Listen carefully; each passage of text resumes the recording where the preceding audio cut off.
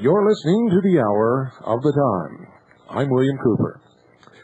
Well, folks, as I promised you last night, the subject is going to be one that some of you don't want to hear about. And we'll just stomp your little feet and throw little tissy fits, but that's okay with me because, frankly, my dear Scarlett, I don't give a damn. I'm not here for ratings. I'm not here because my career as a radio talk show host.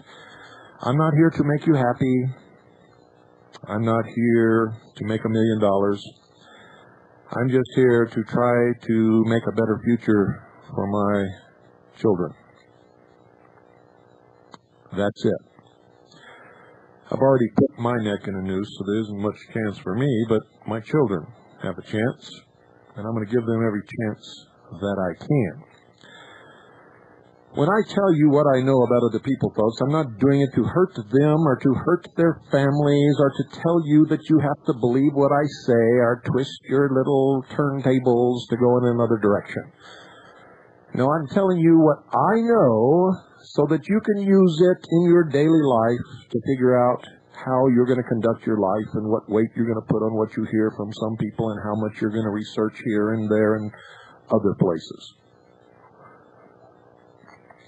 And that's the way that you should take it. But a lot of you don't. A lot of you are still little bitty children, sheeple, stupid jerks, and so you take it in all kinds of ways that don't even make sense. But that's your prerogative. You can do that if you want to. It just makes those of us who are trying to help you not really want to. You see, because I don't gain anything by doing this. If you think in your wildest dreams that this is a way to make money, you're wacko and you need to be locked up in a mental institution. If you think in your wildest dreams that this is fun, you need to be put in solitary confinement in a padded cell. If you think for 1 minute there isn't better things in my life that I could be doing than this, then you don't even belong on this planet with me. Because, folks, there are so many other things I'd rather be doing than this.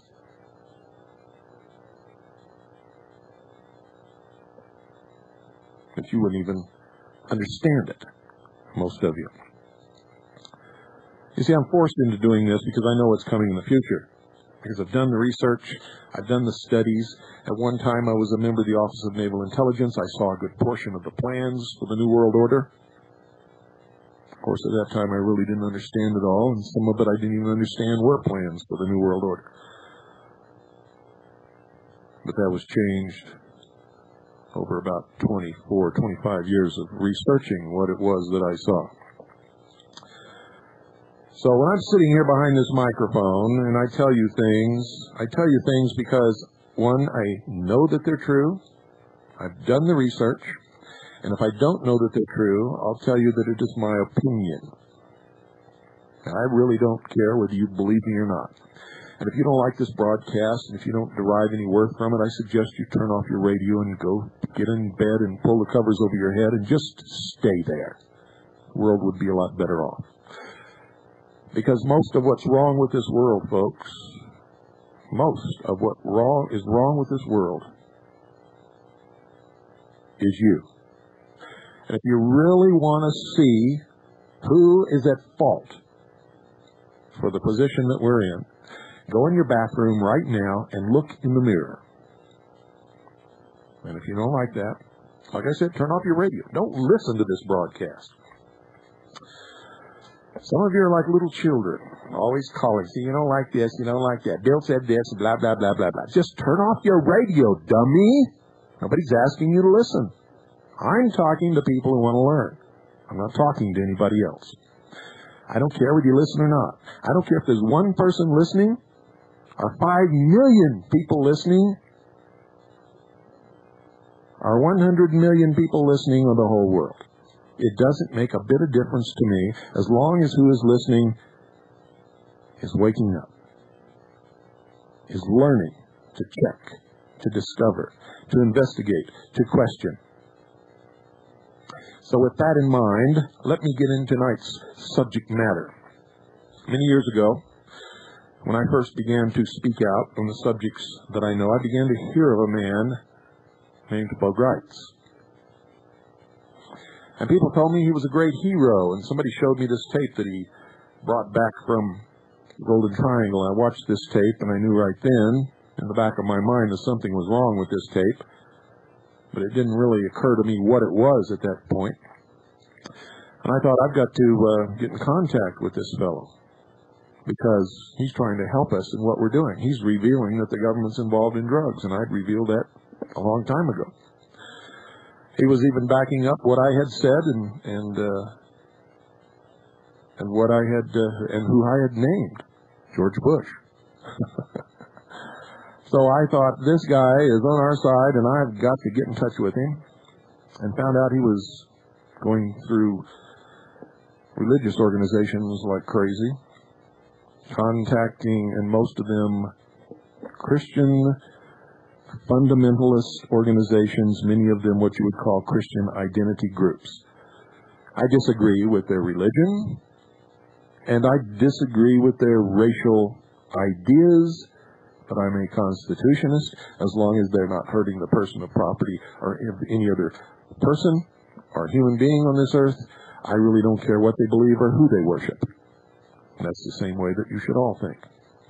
But I thought it was very strange that Gritz was going around finding out who these people were and telling them a lot of things that just didn't add up, because he was telling different groups different things.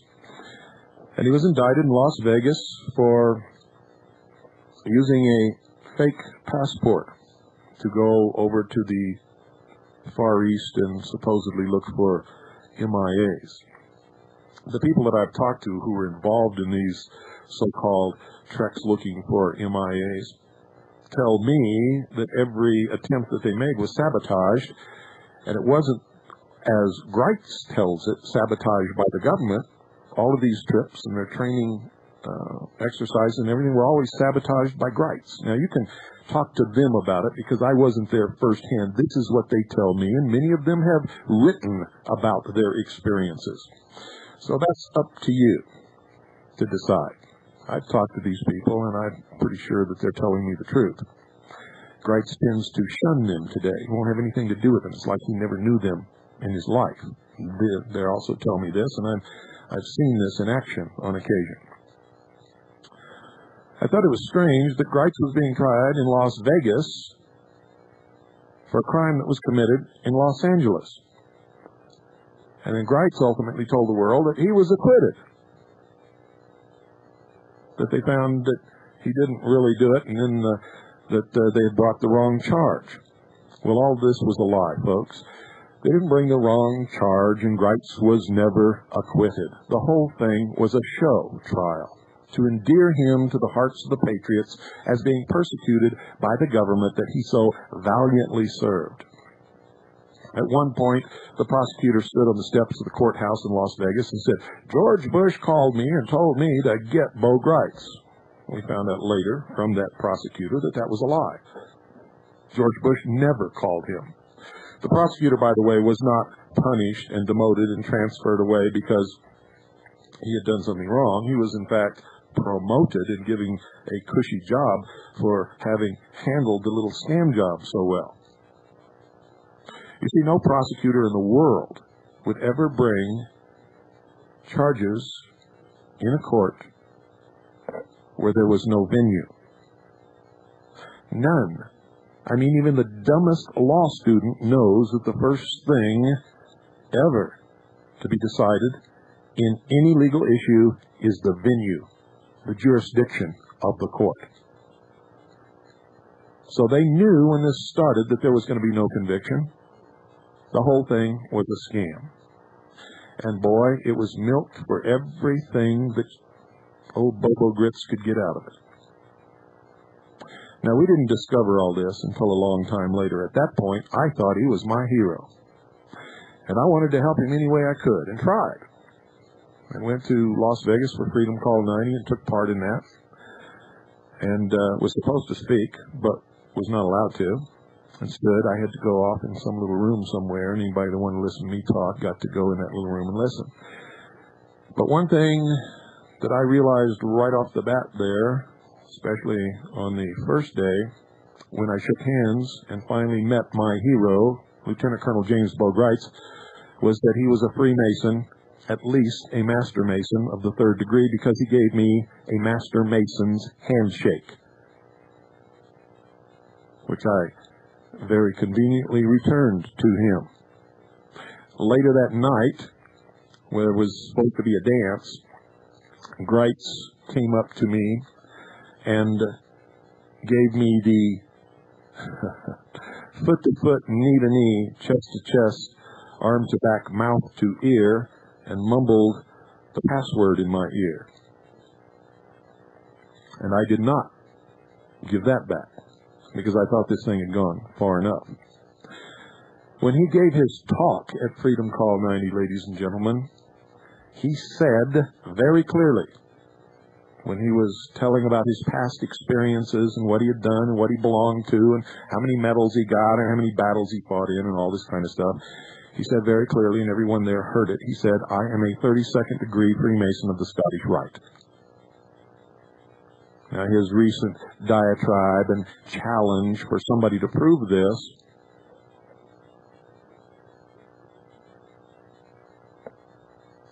is a great bunch of bullshit bravado.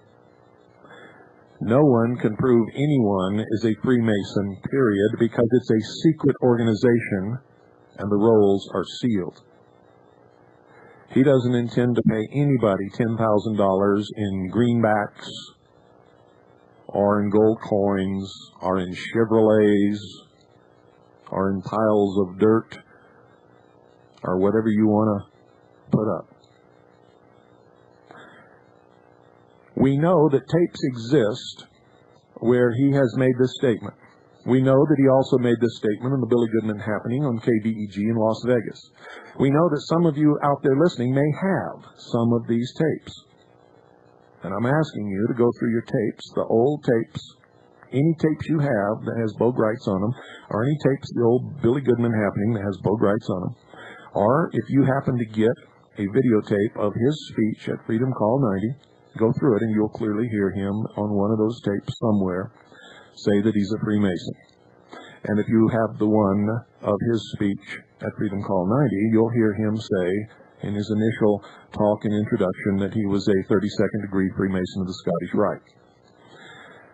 Now, in many episodes of the Hour of the Time in the early years, I've asked people to look for these tapes, and so far no one has sent me a tape where this is said. But I and everyone there who was at Freedom Call 90 heard him say it. Now, I don't care if you believe it or not. I don't care if anyone believes it or not. It happens to be the truth. I also know he said it on the Billy Goodman happening because I was listening to that broadcast when he said it. He probably said it on a lot of other radio talk shows around the country when he was giving his past credits of his accomplishments and achievements. If he said it at those two places, the chances are that he has said it in many others. And if you have tapes of those, listen to them. I offered in 1993 $500 reward to anyone who would send me a tape, an early tape where Gritz says that he's a Freemason. That offer still stands and will always stand. Don't send it to Gritz because it will conveniently disappear and you're not going to get $10,000 in gold coin. Because his challenge is to anyone who can prove that he is a Freemason. Ladies and gentlemen, Even if we come up with the tape, what he is going to say is, well, I might have been back then, but I'm certainly not now. You see, he makes these changes all the time. He is an accomplished liar. Tonight, I'm going to prove it. The man has lied to so many people so many times that the people who are still listening to him, thinking that he's telling them the truth, must be the biggest idiots in this country. So listen carefully, folks, as I play reruns of tapes that we did to expose this charlatan way back in 1993. And remember, I will pay you the $500 if you send me a tape. Make sure you keep an original, but send me a good copy.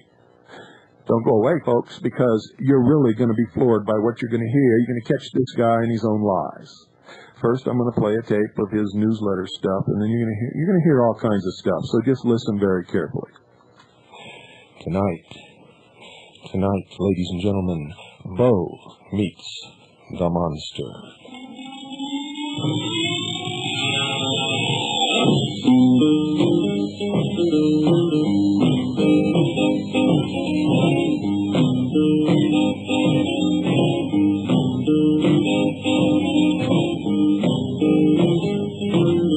I'm sitting in my front room, I heard a loud crash. I run to the window to see what was there. Out in the top of my old apple tree, there was one purple people here looking at me.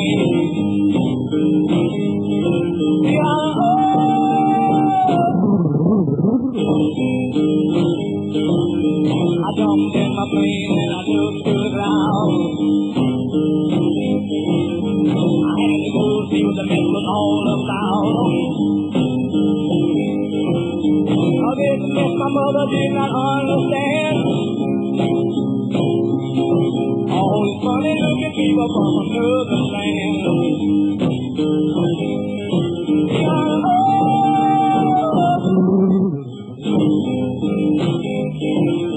My baby thinking she was hollering real loud. Oh, diddly bo, leave me in the town. I said, take it easy, baby, no, I got to go. I said, lock all the windows and bolt all the doors.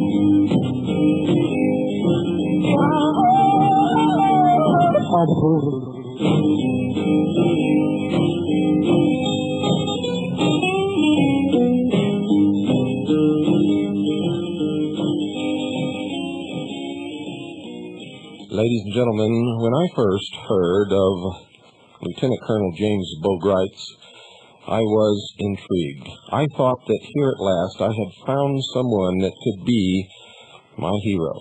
I got behind him, and in every lecture I showed his videotape. I told people that we need to support this man, that he was not going to let us down. After all, he wore the uniform of the United States Army and had a chest full of medals that could have been the envy of anyone. But eventually, I learned my mistake. I learned who this man was and what he was up to.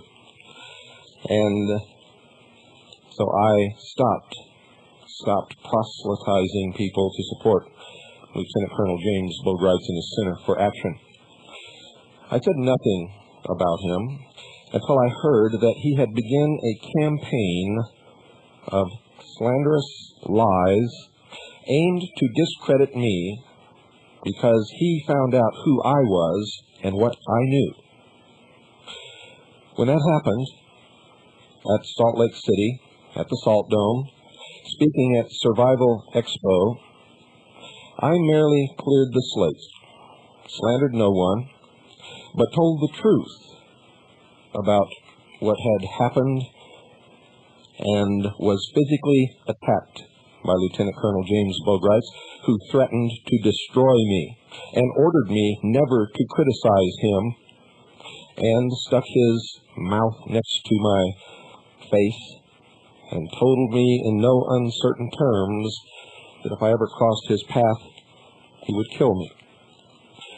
Now, ladies and gentlemen, I did not flinch during that physical attack, and it sort of took him aback. He did not know what to do or how to handle me after that point. But his wife understood what was happening and knew that I was not a coward and would not back down, so she pulled him away. He spent the rest of the evening lurking within sight of my booth, shaking his fist and making threatening remarks. Well, I did not reply, nor did I pay any attention to him. He wrote a book named Called to Serve. Called to Serve. If you have that book, you might want to get it out and follow along with me, ladies and gentlemen. For tonight, Bo meets the monster, and the monster is truth. Truth. Something that he doesn't know anything about. Something that will eventually, in its own time and in its own way, bury him.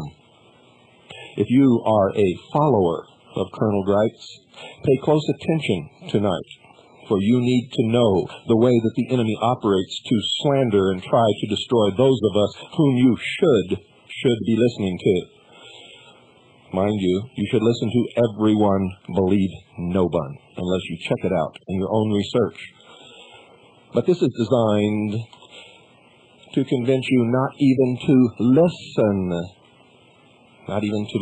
to those whom these people, these priests in the mystery religion of Babylon, slander.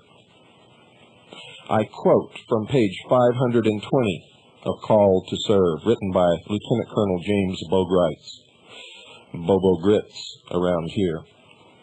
Quote, a videotape of the Zapruder and Nix films, which was made by assassination researcher Lars Hansen in early 1988, entitled The Truth Betrayed, Dallas Revisited, carries his narration, which states emphatically that Bill Greer turned around and shot Kennedy with a .45 automatic handgun.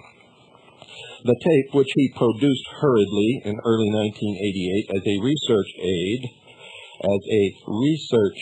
aid to assist in determining if, in fact, this nagging theory had any validity, was given wide circulation by UFO researchers John Lear, a former contract pilot for the CIA, and former Navy enlisted man Bill Cooper. Hansen had originally approached me in May of that year in order to make contact with H. Ross Perot, whom he felt could underwrite a thorough investigation into this angle. But I was no longer in close touch with Perot and was preoccupied at the time with my upcoming trial on the passport indictment. Hansen indicated that he was by no means convinced of the theory, but felt that the evidence unearthed by researchers Terry Adams and Fred Newcomb, as presented in their manuscript, Murder from Within, warranted a thorough investigation. He had also met Lear while in the Las Vegas area and attempted to enlist his support in this effort, but became skeptical about his objectivity after Lear indicated he believed Kennedy had been killed to prevent him from going public with the UFO cover-up. As Hansen later stated in a letter to UFO magazine, the only aliens he believed Kennedy was intent on exposing were the Nazi war criminals who had come to infest the highest levels of our intelligence and defense industry establishment. In November 1988, while he was engaged in production of the 2-hour video documentary, A Nation Betrayed, detailing my experiences in Vietnam and Burma, Hansen saw much clearer footage of the Zapruder films supplied by Robert Groden to the TV program Nova for a special they produced on the assassination. It was quite evident from the clarity of the film that Greer turned around twice, but that his left arm never moved from the steering wheel and that he did not shoot at the president. Beginning then and repeatedly since, Hansen made it clear, even to the extent of appearing on national television and radio programs, that his original statements on the video tape were not correct and that Greer did not fire anything at the president. Unfortunately, charlatans like William Cooper began showing the tape publicly for profit, using it to sell tickets to his public lectures and claimed to have seen additional proof that Greer fired at the president in top-secret briefing papers he had supposedly had access to at his naval post. Even though proven to be inaccurate, Cooper continued to promote and sell the tapes as a come-on to his talks. Cooper also claimed that Robert Groden lied to the Senate Select Committee, apparently unaware that Groden never was called to testify before the House Select Committee, which had spared no effort to have William Greer brought in for further questioning. The great misfortune here is that countless concerned citizens have been deliberately misled by sensation mongers, while a serious researcher who has spent years attempting to uncover the truth behind the Kennedy assassinations has had his integrity sullied by a tape he never intended to distribute to anyone but a small handful of serious researchers. To his credit, he has not hesitated in admitting his error publicly, but I feel his greatest error was entrusting it to certain individuals who themselves lacked the integrity to deal with it responsibly. Lieutenant Colonel James Bo Gritz, you are a despicable liar. And if you don't like that, sue me. Lars Hansen, you also are a despicable liar. And ladies and gentlemen, here is the proof. Right, that's where you're from, right, Fullerton? Right, and Bo Gritz in studio, and let's go to North Hollywood, California, and talk with Justin. I guess his name, is that your name, Justin? No, it's Chris. Chris, okay, I'm sorry. And Chris, what's your question tonight? Listening the other night, I heard an answer for a question about why this film isn't being available. What do you mean? Being made available. And I don't know if I understood the answer. I don't know I don't remember the question. Maybe Bill, why isn't the film being made available? Are you referring to the film about the Kennedy assassination? Yes. Okay. Why isn't that film being made available, Bill? Well, Billy, the only copy that I have, when I have attempted to make copies for other people just to give to them, the copies, I guess the one that I have is like a third or fourth generation. Right. When I try to make a copy, it comes out much poorer than the one that I have, and some of the features then become indistinguishable. Right. Also, there's a question of copyright, and I'm not sure exactly who owns copyrights or what. I think that the film is of such national interest to the American people that I don't think that should have anything to do with it, but unfortunately it does. And why does it if you don't think it does? I don't know if we can without getting ourselves thrown in jail. Now, ladies and gentlemen, what you heard was me, William Cooper, on the Billy Goodman Happening in 1989, telling people that I never made copies, didn't make them to sell anybody because it reproduced very poorly, and I was concerned about copyright. Now listen to this. Well, you don't even know who copyrighted it. Well, let me help you guys out a little bit. I'm a substitute school teacher here in Las Vegas, and last year at the Kennedy assassination anniversary, for 1 week, I taught a class in one of the better high schools here, an honors government class, about 200 students on who killed JFK, and I showed them documentation for the first 4 days. Then on Friday, had them each write me a paper, about 200 students, on who they thought killed JFK, and then I showed them the film. I have the film. I know the man that made it, and if you want it, you can call me at 1-800-634-3494 and send me $10 because that's probably what it'll cost me to copy it. And you got it, babes. It does show the driver turning. It does show him shooting. It shows Kennedy's head being snapped back. I'm an expert. I've been a Green Beret commander for 30 years. I've worked within the intelligence community. I think it's public record. Who's speaking? It's Bo Gritz. Mr. Gritz. Mr. Cooper, is this the same film that was shown at the lake last week? Yes. A couple weeks ago? I can answer that question. Yes, it's the very same film. Yes. All right. Now, if I contact you, you'll make that film third or fourth generation, whatever. Yeah, you got to contact Bo. You can contact Mr. Cooper if you want, but if you want to contact me, we've got a thing called a Center for Action. We're tired of talking. We're going to start doing. And I've given you a 1-800 number. You can write me. I'll give you my address, and you'll get a copy. How's that sound, Mike? Have you, Chris? Yes. How's that sound? Well, that sounds good. I have one more question. Did you get the toll-free number?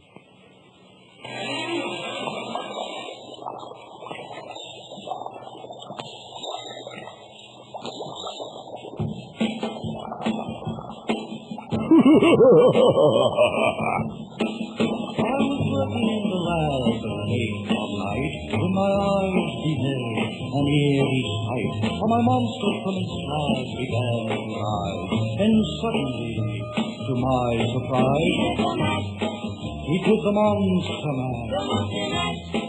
It was a graveyard smash. It caught on and flashed. It was the monster man. From my lab report in the car police, to the master bedroom where the vampires feast.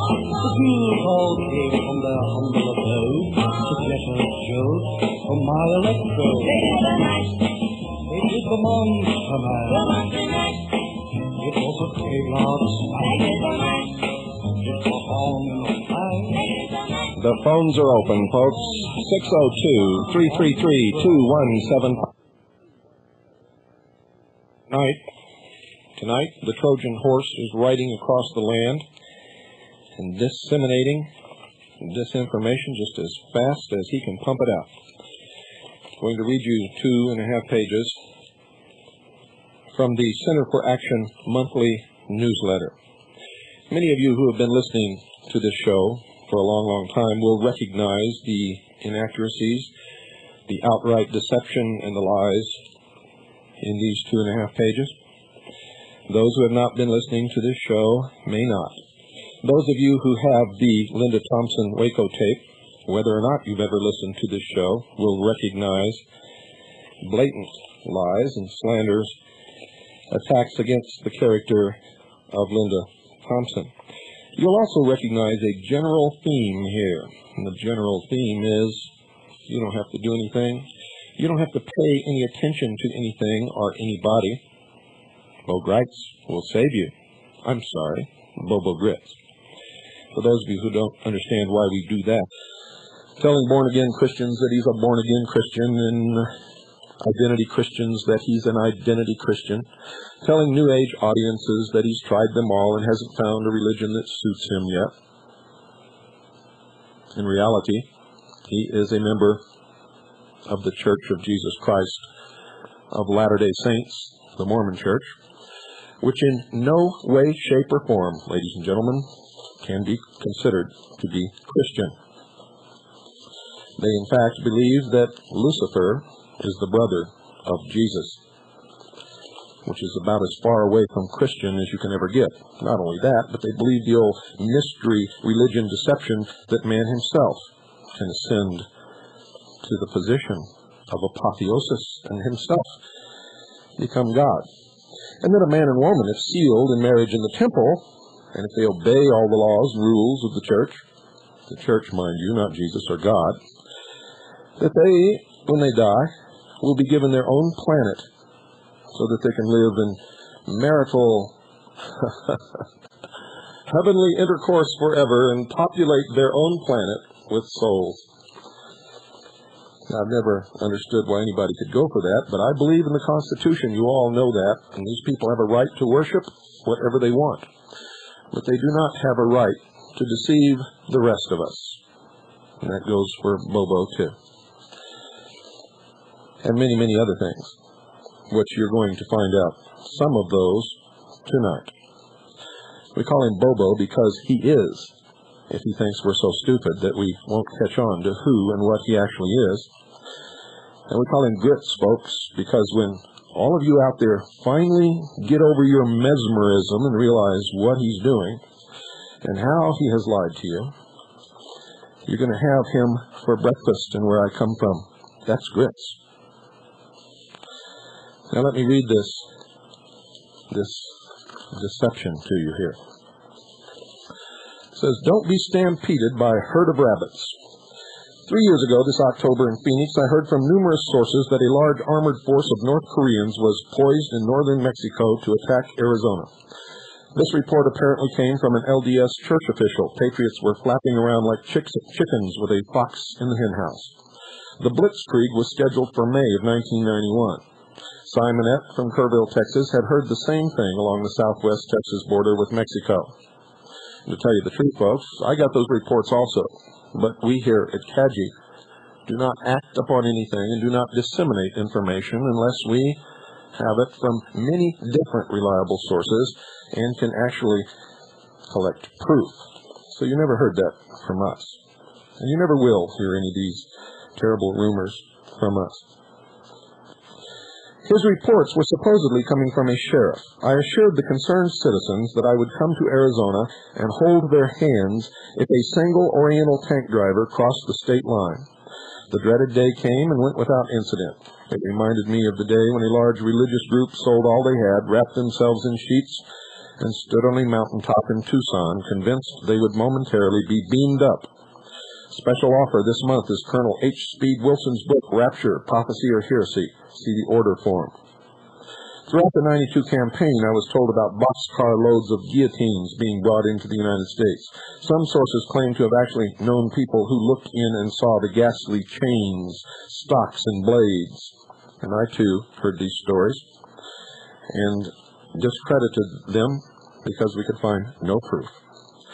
Unfortunately, each time I sought to confirm the reports, the elusive eyewitness could not be found. Now, here's the first deception, folks. They include reference to me in the same paragraph with this disinformation as if I was the source. And, of course, I was not.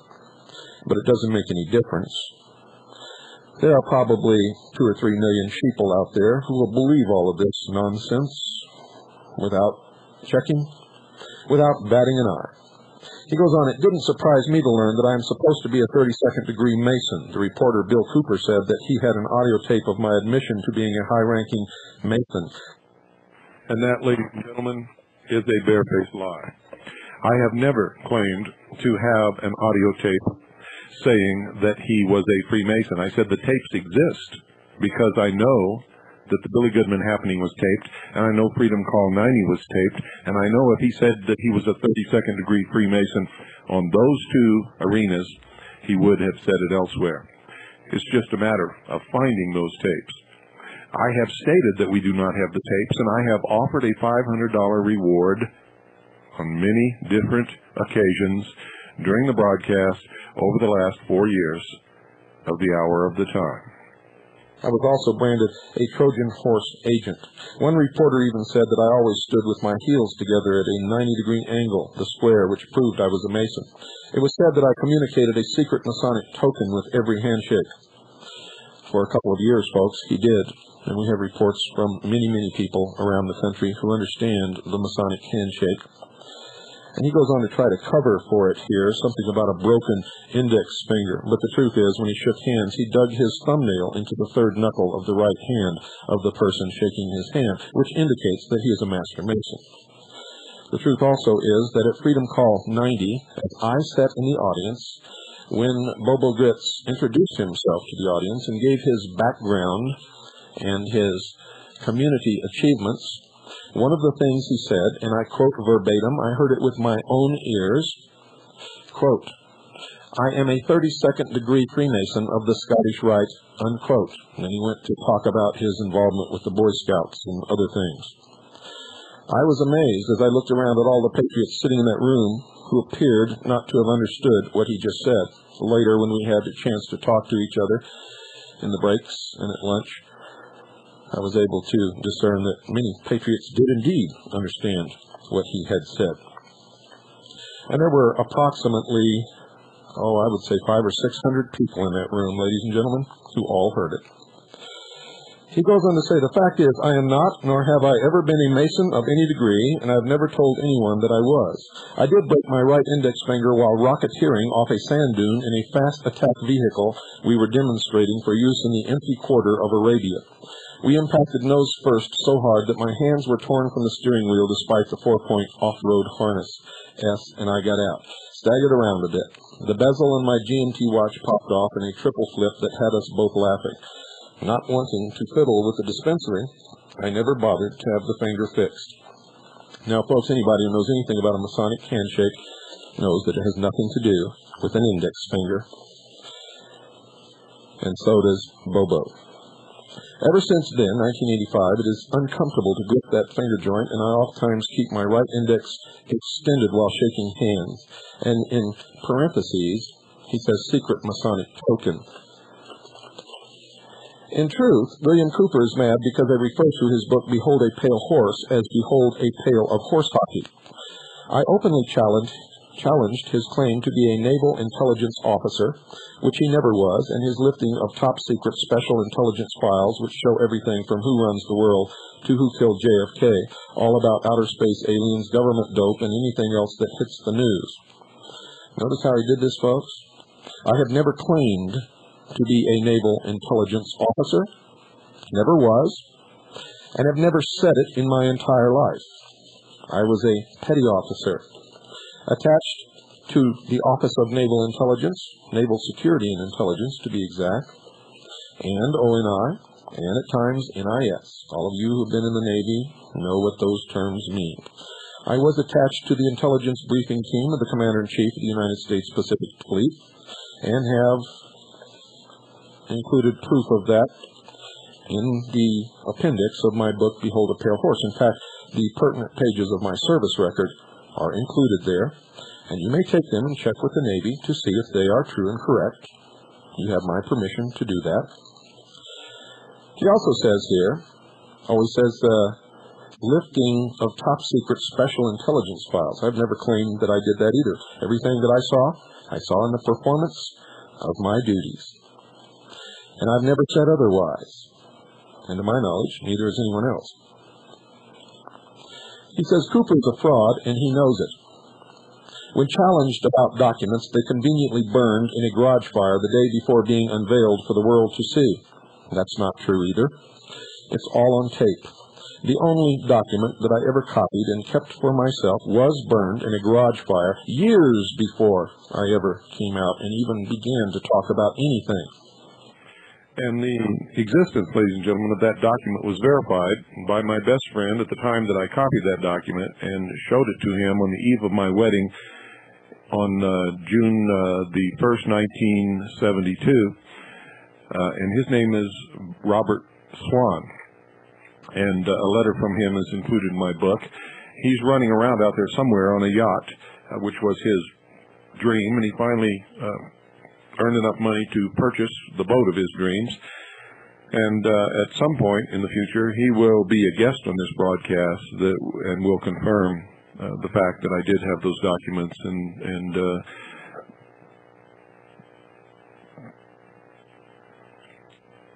that the information that I saw while I was in the Navy was in fact true.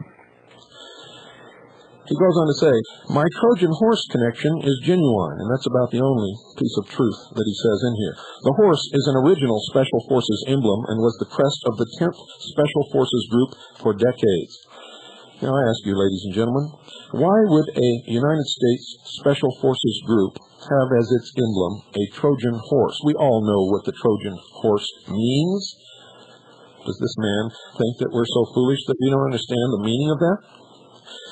He goes on to say, Cooper got so angry, he made a telephone answer tape during the 92 campaign that said Jesus Christ wouldn't claim anyone who supported Bo Gritz, and that is a blatant lie. I have never had any answering tape on my machine that said anything even remotely resembling anything like that. And I would never deign to speak for Jesus Christ, or anyone else for that matter.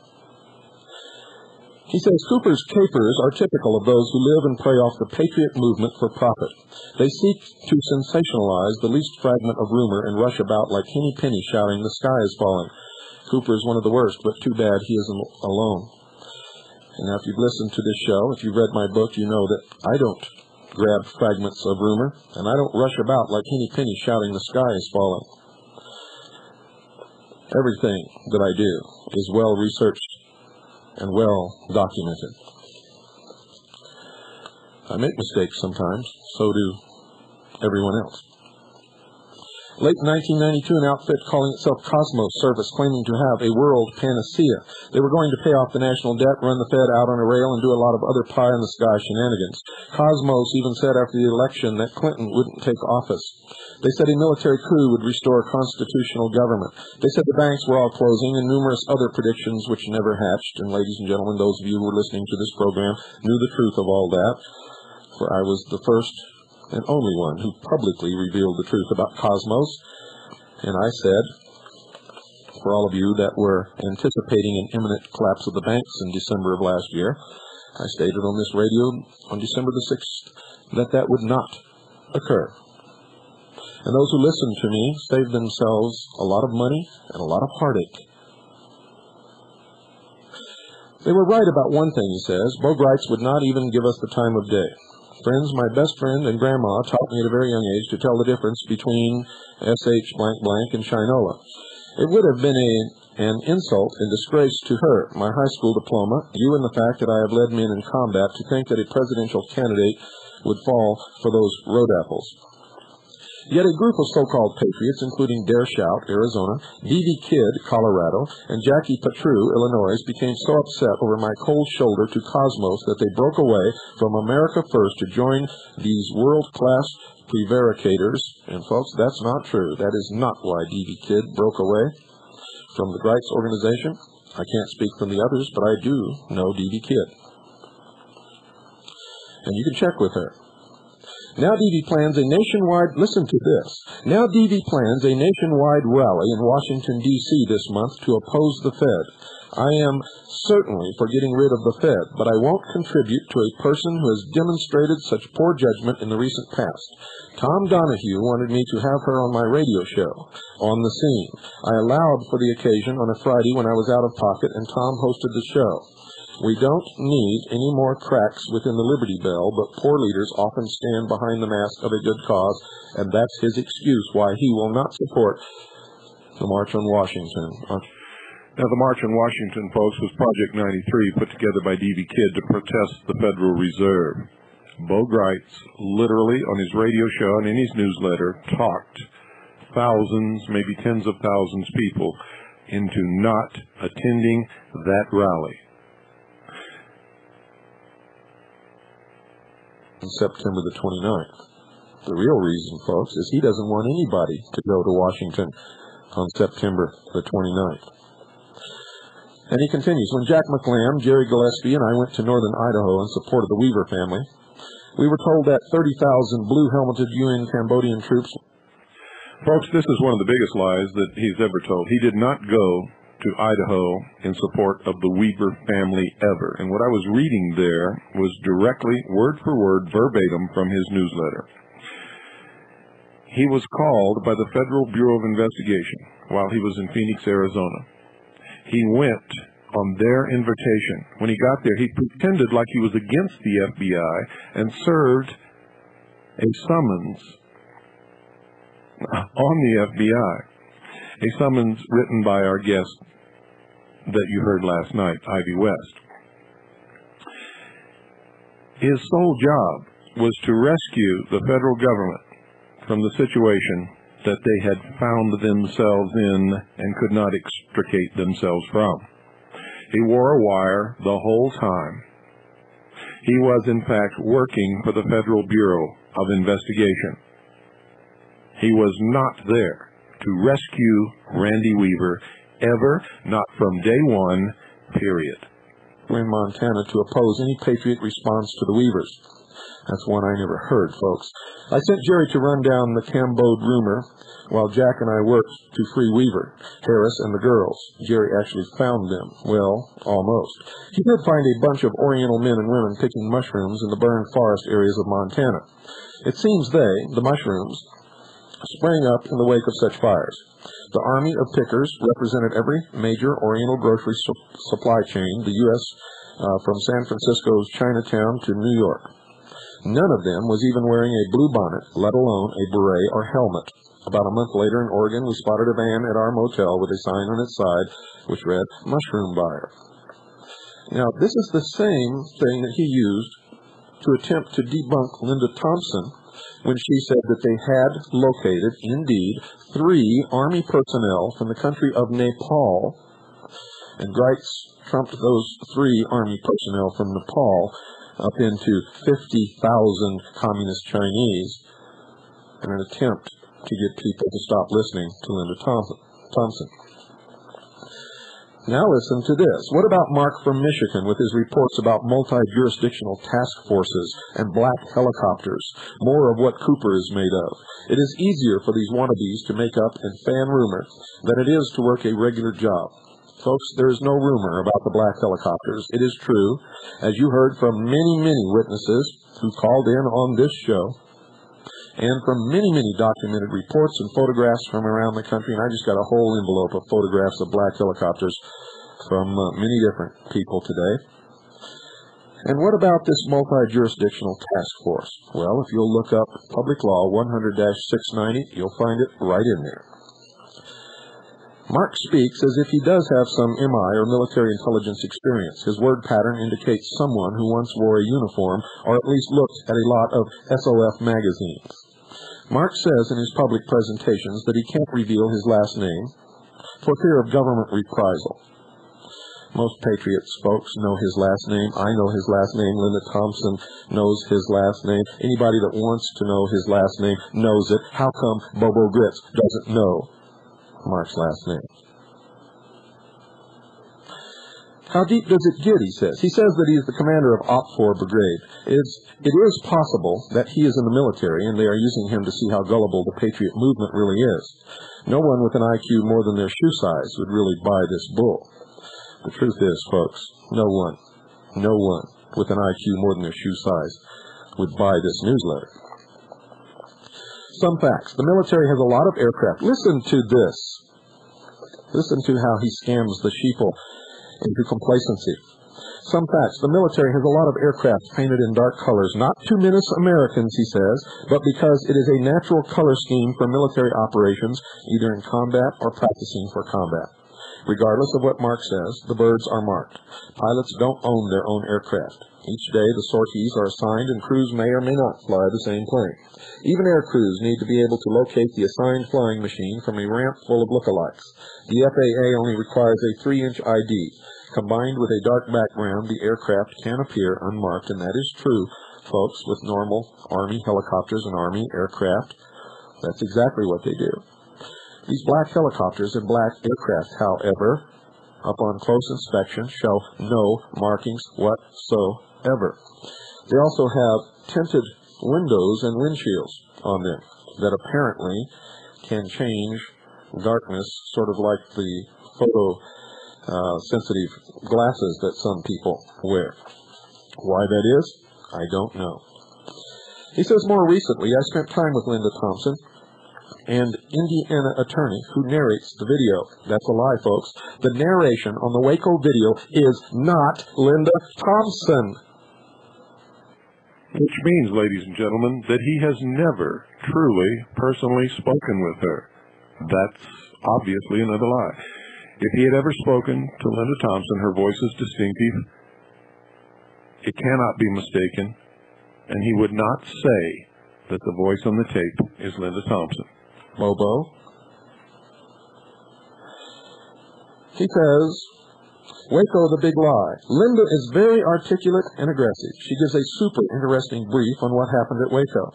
If you turn her voice off, Bobo, it's not her voice. Do you hear me? Are you listening out there? It's not her voice on the tape. It's a professional narrator. Linda spent thousands of dollars to have that tape professionally done. And if you've ever talked to her in real life for 5 minutes, you know that's not her voice. So your contention that you had a long discussion with her and know her is also not true, if you could not recognize that that was not her voice on that tape.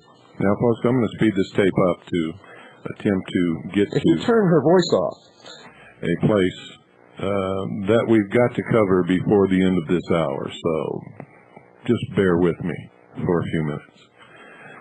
Officers enter the room window from the roof, and the agent You've all seen Waco the Big Lie, so we don't even need to get into that. It is old stuff. Thousands to have it edited and produced, and she has never made that money back. He says both Cooper and Thompson have teamed up to slander me. They say that I am a CIA agent collecting Patriot names. I have never mentioned Gritz or Gritz. And now I turn over this tape. What I was saying is I never mentioned him as a CIA agent. Thompson have teamed up to slander me. They say that I am a CIA agent collecting Patriot names. I say before God, angels, and you witnesses that they are liars. I have fought hard to free our POWs. I would not cover up government drug operations. I broke the police line to save the Weaver family and secured Gary Spence for them. He didn't break the police lines to save the Weaver family. He was called from Phoenix by the FBI to come up there and was in fact doing the bidding of the FBI. And we have him on tape saying that. And he in fact did not secure Mr. Spence. ladies and gentlemen. Also at Freedom Call 90 in July of 1990, he read a letter from Randy Weaver asking for his help. Randy Weaver said in that letter that he was afraid that the feds were going to kill him and his whole family. Now, if he was interested in saving Randy Weaver, why did it take him 3 years, or 2 years, 2.5 years actually, to get there? Can anybody answer that? He also read that same letter on many radio shows during 1990. Where am I here? Here we go. He says he ran for president to bear witness of the divinity of the Constitution. Well, that's funny. If you cared about the divinity of the Constitution, why, in the election before last, were you running with David Duke, who doesn't know anything about the Constitution or the Bill of Rights, was the head of the Ku Klux Klan. The Ku Klux Klan. An organization responsible for many illegal acts, which takes away rights and freedoms from people and has murdered people. Why were you his vice presidential running mate if you care so much for the Constitution? He goes on to say, Christ has said in Matthew 7:16 and 20, "You shall know them by their fruits." And Bo Gritz, nothing could be closer to the truth. He says, none of these quests have netted me more than criticism and defamation by the controlled media. What have either Cooper or his confederate Thompson done? Folks, you can answer that. I don't even have to tell you. Other than ride on the shoulders of those who have braved adversity. Those of you who know me know that I've never ridden on the shoulders of anyone, period.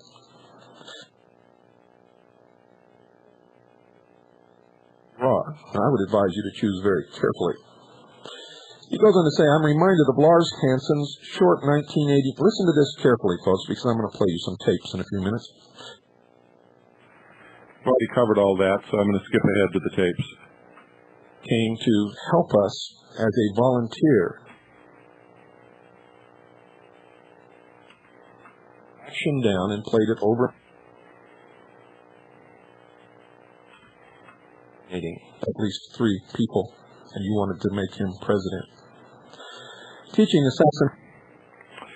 Well, I'll get to it, and it doesn't. Well, I'll tell you what, folks. We'll play that tomorrow if I don't get it in tonight. That Greer killed the president, and you'll be able to hear it because it's not too much. It's just listen very closely. Oh, here we are, ladies and gentlemen, and you will hear the truth. Okay, back with my guest Bill Cooper, who is calling in from Fullerton, right? That's where you're from, right? Fullerton? Right, and Bo Gritz in studio. And let's go to North Hollywood, California, and talk with Justin. I guess his name, is that your name, Justin? No, it's Chris. Chris, okay, I'm sorry. And Chris, what's your question tonight? I listened the other night. Right. When I try to make a copy, it comes out much...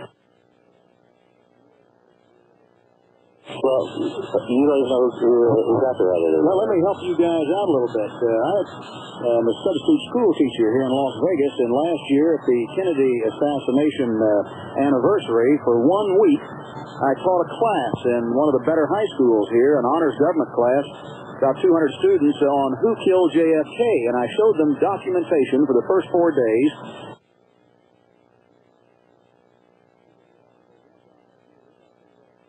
If you want, but if you want to contact me, we've got a thing called a Center for Action. We're tired of talking. We're going to start doing. Of the truth of it, listen to this.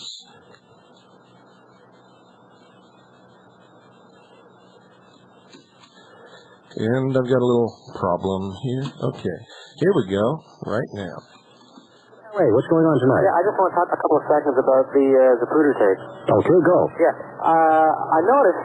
Well, we're not going to get this in, folks, so I'll play this part of the tape that you've missed tonight, tomorrow night, and tomorrow night we're going to go into the attempted takeover of the Constitution Party. These people are being charged with felonies. They are, in fact, stealing money from you. They are defrauding you. They are misrepresenting themselves. And you don't want to miss tomorrow night, especially if you're a member of the Constitution Party. Good night, folks, and God bless you all.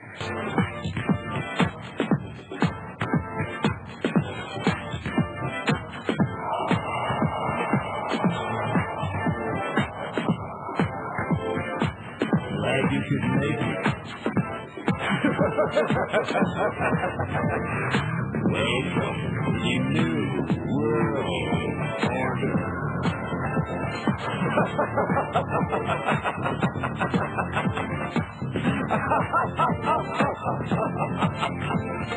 Never in human history has so few taken so much from so many as America's Illuminati and their warlords of Wall Street.